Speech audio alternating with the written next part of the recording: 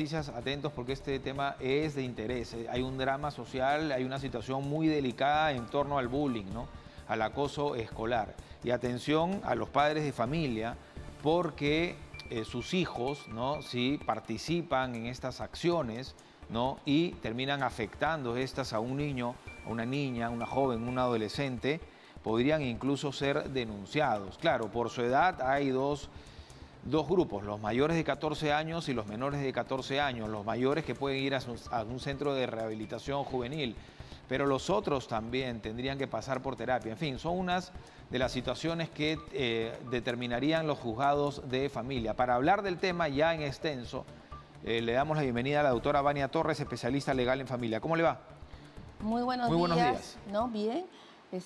A sus órdenes y atenta a las preguntas de parte de la comunidad. Las consecuencias penales del bullying, nosotros les mencionamos, pero para que quede claro, digamos, aquí estamos hablando de un delito, estamos hablando de una falta. En este caso, los menores no cometen delitos, cometen faltas. Sin embargo, se considera aquí las medidas socioeducativas. En el caso de que un padre de familia detecte un caso de bullying, puede recurrir al fiscal de familia. El fiscal de familia lo que hace es investiga y si determina que el menor es culpable, recurre al juzgado de familia y el juez de familia es quien determina las medidas socioeducativas.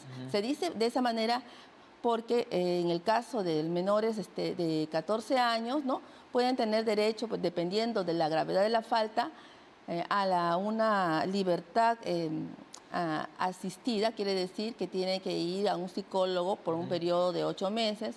Luego, otra de las medidas socioeducativas es la libertad restringida, donde tiene que ir el padre junto todos los días Una terapia familiar. a una terapia familiar. Y luego, en el caso de que sean casos graves y dependiendo del carácter del menor agresor, puede ir a un centro de internamiento, de rehabilitación, hasta por 6 años, ¿no? Eso dependiendo de la gravedad de la falta. Bueno, eso ya el juzgado lo determina de acuerdo a la edad, entiendo, del joven, porque de 14 a 20 son 6 años. Sí, ya sería mayor de edad. Por supuesto. Pero termina en el centro de rehabilitación de todas maneras, después de los 18. Por supuesto. Y por otra parte también hay un registro judicial, ¿no? De las infracciones cometidas por el menor. Y eso puede incidir para su vida futura, puesto que de todas maneras se lleva ese récord, claro, de las infracciones. Los antecedentes. Por supuesto, siempre. Tenemos el caso de Gringallo, por ejemplo, ¿no? Claro, que pero estos jóvenes, en el caso de Gringallo, van a los penales a unos pabellones acondicionados, ¿no? Así es. Entonces, en este caso tenemos que tener mucho cuidado y sobre todo se hace un llamado a quienes deben detectar primero los casos de bullying, son los directores del colegio y los docentes, que son los que tienen que estar llamados a verificar, ¿no? Cualquier tipo de amenaza, agresión, incluso por medios virtuales. Esos son los adultos los que están al tanto de lo que está ocurriendo, ¿no? Ahora, por supuesto. Paréntesis para que no se vaya la idea. El juzgado de familia también podría determinar responsabilidad de estas personas, de directores, de tutores, de profesores, ¿o no?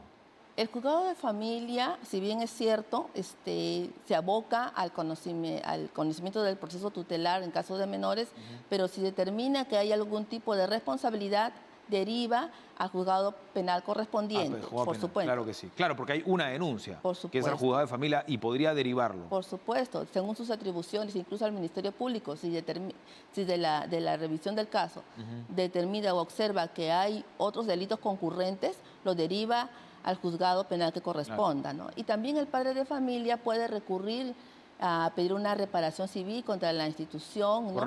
Por los daños ocasionados al menor o derivados del caso de bullying. Es algo lo que está pasando más o menos con el Saco Oliveros, ¿no? O sea, la responsabilidad la asume la institución finalmente, no es personalísima. No, lo que sucede es que en este caso, si bien es cierto, los menores son las personas que han ocasionado, dependiendo de la investigación a la que se llegue, en este caso que la niña caiga del 4º piso, pero también es deber de la institución, primero tener seguridad, que estén atentos los padres y sobre todo haber detectado con anterioridad estos casos. Entonces la responsabilidad en el caso civil es de la institución y los padres pueden recurrir a denunciar tanto en la vía de familia penal y también en la vía civil, puesto que tenemos entendido que esa niña ahorita está en una cama UCI y Dios no lo quiera, si pierde la vida, entonces este caso implicaría pues una grave sanción para la institución educativa. Claro, tienen que determinarse las responsabilidades, Por qué pasó ahí, ¿no? supuesto, Si cayó, lógico. si se lanzó, si algo ocurrió. Así es. Y tiene que determinarse también si efectivamente la familia denunció ya También. que estaba sufriendo de acoso, ¿no? Por supuesto, porque esto es una investigación que tiene que realizar el fiscal para determinar cómo se dieron los hechos, ¿no? Claro, ¿qué pasó? ¿Qué pasó, no? Entonces, sobre esa base es que ya se terminan las responsabilidades tanto de la institución como también de los menores agresores, si se diera el caso, y también, también la responsabilidad de los padres por haber o no haber hecho la denuncia correspondiente. También los padres podrían ser... Claro, por ejemplo, en otro caso, si hubiera una omisión por parte de los padres de no haber hecho la denuncia, el director, entonces, ¿qué pasó con la familia? Si ha habido casos reiterados o anteriores en los cuales ellos no han recurrido. Entonces, eso también lo tiene que ver todos esos... El juzgado de familia. Por supuesto, el juez de familia determina en el caso concreto cuál es la situación de cada menor en ese punto y qué acciones y qué medidas socioeducativas imponer. Doctora, y en su experiencia, porque mucho cuando sale este tema se dice, toda la vida ha existido bullying. A este nivel yo no lo he visto, ni lo he vivido. A este nivel lo que está pasando es dramático. Sí, lamentablemente lo que sucede es que ya no solamente es, digamos, la pelea callejera que había. Ahora tenemos otros medios de acoso que son virtuales, Claro. a través del correo electrónico, las redes sociales. Y que son más sensibles. Que de son pronto, más ¿no? sensibles y que incluso pueden hacer que un menor que en la adolescencia tome una decisión fatal. Entonces, eso no se veía antes porque no teníamos la difusión también de los contenidos por internet. Es verdad. Entonces, todo eso incide en el menor y si el menor no tiene un entorno familiar amoroso o amigable, entonces puede llevar a tomar alguna decisión fatal, ¿no? O en su defecto, sufrir menoscabo y daño psicológico. Y eso tiene que también ser evaluado por el Correcto. juez de familia, porque allí también se hace una evaluación del perito psicológico que está adscrito al juzgado. Tal cual. Ahí es un tema interesante, doctora, para abordar, ¿no? Porque está claro que no hay, en muchas familias, incluso ya disfuncionales, no hay comunicación. De pronto ya no está presente ni madre ni padre, como pasaba quizá antiguamente, ¿no? Y entonces uno se pregunta, ¿qué rol está cumpliendo el colegio? Porque antes habían tutores, no sé si lo siguen habiendo, pero los tutores que se preocupaban por uno. Es decir, uno llegaba al aula y el tutor recibía a los alumnos, a las alumnas, se conversaba un rato y luego ya pasaban a iniciar las clases, ¿verdad?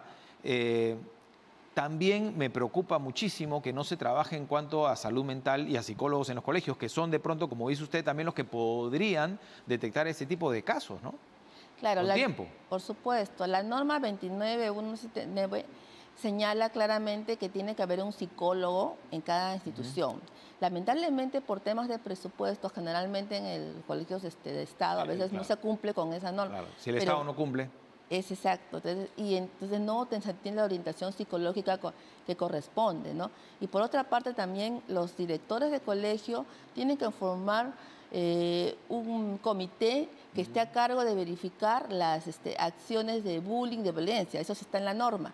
Y eso tiene que ser una medida de supervisión también de la UGEL. O sea, es una labor amplia, ardua, que se tiene que constatar en el campo, ¿no?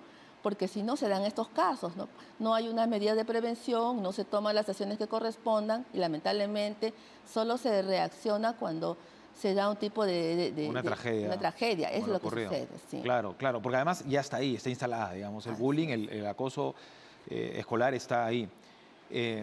Indecopi también puede actuar o debe actuar, entiendo, ¿no? Según la norma de oficio, debe vigilar lo que está pasando en los colegios. Claro, el artículo 10 de la norma señala claramente una de las obligaciones de Indecopi es hacer visitas inopinadas a las instituciones educativas y verificar si hay casos de violencia de bullying.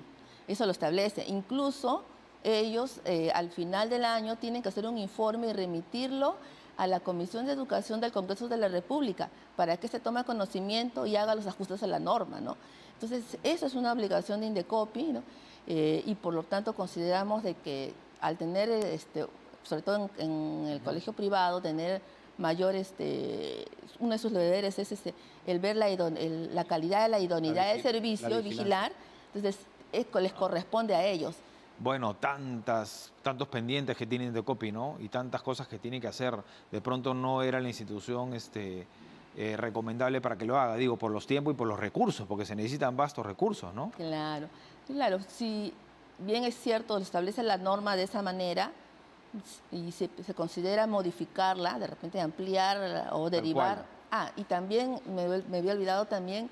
La Defensoría del Pueblo también tiene un rol preponderante. Ellos también, dentro de sus funciones, tienen que ver la calidad de los servicios, tienen que verificar las denuncias. Entonces también tienen, sobre todo en el Colegio del Estado, entonces ellos también intervienen. O sea, la norma establece define claramente cada una de las competencias de los organismos a los cuales tienen que abordar este problema. Ahora, si no se pueden realizar visitas inopinadas por falta de recursos, ¿no? O por tantísimas obligaciones que tiene Indecopi, que hace muchas de las cosas que hace, las hace bien, de pronto exigir un libro de incidencias, ¿no? El libro de incidencias tiene que estar en cada instituto educativo, público y privado, así lo establece la norma, porque allí se registran todas las acciones, todos los episodios. Por supuesto, ¿no? Y si no se encuentran, entonces también es motivo de sanción para el colegio. Y esa es una labor que tiene que hacer Indecopi también. Que puede vigilar, así como el libro de reclamaciones. Por supuesto, eso está desde el año 2011, está promulgada la norma el 24 de junio y es un deber que se tiene que hacer cada colegio. Incluso también la norma establece que al inicio de año cada director tiene que dar un boletín informativo a los estudiantes o a los para efectos de que tomen conocimiento de la existencia de este libro, de este registro por bullying. Claro. ¿No? A veces incluso se da el bullying o los que son víctimas no consideran que es bullying. Es decir, de la broma a el acoso hay un paso, ¿no? ¿Cuáles serían las recomendaciones para los pequeños que de pronto tampoco no denuncian por temor a seguir siendo acosados, a ser burlados, a que los mismos padres los separen y ellos no quieren salir del colegio, aunque parezca mentira, pero es su centro, ¿no? de esparcimiento, además de recibir conocimientos? ¿Cuál sería la sugerencia, como para ir terminando, doctora? Todo niño tiene que tener confianza con los padres y con sus maestros. Comunicación al 100%. Por supuesto, y tiene que denunciar cualquier tipo de amenaza, de burla, de maltrato. Y el docente, en este caso, tiene que, al tomar conocimiento, de inmediato informar al director, y justamente para eso está el libro de registros. Claro. Y tomar las acciones y llamar a los padres del niño agresor para comunicarle esta situación. Igualmente a los padres. O sea, no debe haber ningún tipo de temor. Temor, vergüenza. Por supuesto. Para eso es que a inicios de año, la norma lo establece, cada director forma un consejo educativo respecto a este comité que ve los casos de violencia y llama a los padres e informa. Claro. ¿No? O sea, esa labor lo tiene que hacer directamente el director. Aunque los padres, doctora, tienen que tener conocimiento. Es decir, si ya no se dan cuenta de que su hijo está golpeado o está afectado emocionalmente, ¿no? O sea, puede pasar un día que te pueden decir, no, me caí, no, pero ya no puede pasar recurrentemente esto, ¿no? Por supuesto. Y afectar en su alimentación, en su desarrollo, en su desenvolvimiento social. Los padres de familia tienen una gran responsabilidad con respecto a la educación de sus hijos. Y no solamente es el darles de comer, sino el de ver su desarrollo emocional, psicológico. Encargarse. Y encargarse. Y si ven algo raro, ir al colegio. Por supuesto. Y si en el colegio no recibe, digamos, la respuesta adecuada, puede recurrir a la UGEL de frente y también al Indecopi, si es un colegio privado. O sea, tiene las dos alternativas. Es más, si sigues y esta bullying contra el niño, incluso recurre a la Defensoría del Pueblo. O sea, tiene 3 alternativas para poder ver esta situación. Pero todo que sea en pro del niño, para que no se vea amenazado, ni tampoco llegar a los extremos de tragedias como se da en este caso últimamente en el Colegio Saco Olivera. Terrible realmente lo que está pasando. Gracias, doctora, muy amable.